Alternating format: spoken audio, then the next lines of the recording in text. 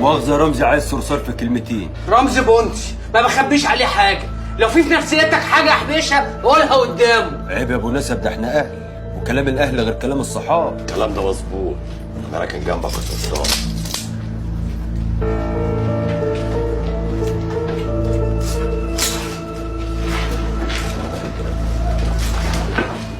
عايز ايه؟ عايز فلوس يا صرصار. انا ما خدتش منك حاجه احبشها. وانا مش مستخسر فيك الفلوس، بس تاخدهم بعدلهم. ولا ما تكترش، قلت لك مالكش عندي حاجه. خلاص، يبقى تكتب لي وصل امانه وتدخل على حنان بكره، ويا دار ما دخلك شر. انا جوازت اختك دي صرفت عنها نظر، اصلي ببص لها النهارده لقيتها وحشه قوي، شبهك كده. شبهك ايه؟ عليا النعمه انت احلى منها. هلا